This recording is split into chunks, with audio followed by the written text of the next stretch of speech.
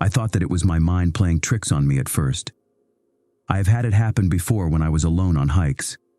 Natural human paranoia of thinking you hear something in the woods, the standard call of the wild, fear of the unknown.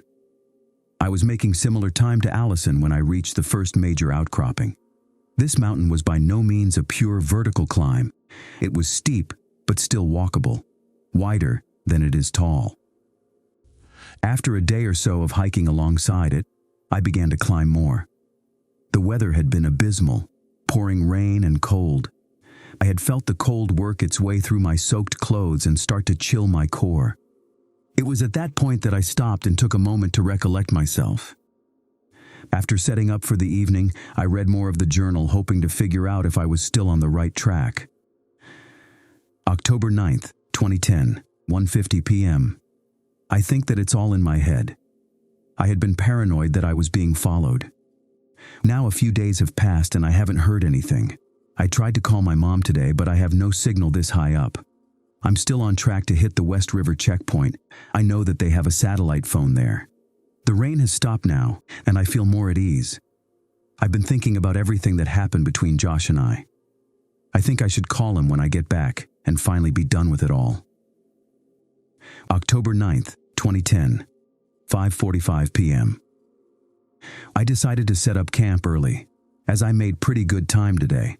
I think if I really push, tomorrow I will get to the other side by around 7. Other than that, I found a spot of the cliff that looks layered. I took a picture of it with my camera so I can show Mom and Sarah. October 9th, 2010, 8:07 p.m. I ran into another hiker. His name is David, and he's hiking the West Branch too. He seems pretty cool, and he set up camp near me. Don't worry, I have my bear mace ready if he tries anything. I think that we're going to make the push together tomorrow, which is fine by me. He seems to be experienced and said he knows a few scenic areas we can stop by. David. I didn't remember reading about him in any of the investigation notes. Then again, I wasn't sure if he even knew she'd gone missing. When I got down to the check-in, I figured I'd be able to backlog the check-ins and look for a last name. He might have more information about Allison. I stood from my fire then and creeped around looking for the rock formation she had written about. I abandoned my search after an hour of walking in the downpour. By the time the sun set, the rain still hadn't let up, and I decided to just call it a day earlier than I would have liked. I changed out of my wet clothes and hung them in the corner to dry. The night dragged on with the sound of rain and wind hitting my tent. I heard it for the first time that night. Around 3 in the morning, the cry first rang out. It was quiet and sounded like it had come from miles away. I was sure it was a mountain lion at first. The scream sounded like it was underwater or shouted through fabric, muffled and quiet but still high enough that it cut through the rain. I felt the color drain from my face and I lay quiet, afraid to move. If it was a mountain lion or something else, I didn't want to draw more attention to myself.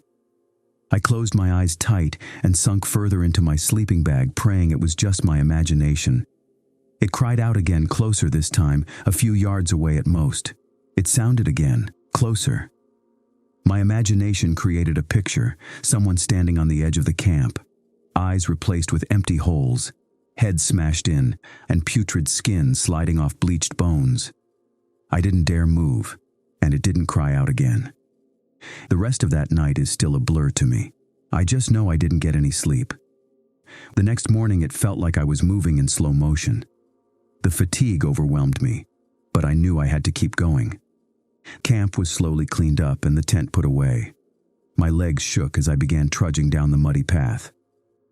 When I crossed the threshold of where my camp had been, I noticed something. Footprints. Not boot or shoe marks, but bare footprints. They circled around my camp 5 times in total, with each loop getting closer. I felt a lump in my throat as I stared at them, mimicking their movement as I followed. The footprints themselves were close together, each lying just in front of the other. The toe perfectly lined up with the heel of the next step. This level of precision would have taken them at least a few hours. I moved quicker after that. All of my hair was standing on end as I hiked further off trail. The entire time I couldn't shake the feeling that I was being watched. I hiked through the day as the heat and stagnant air dried the earth.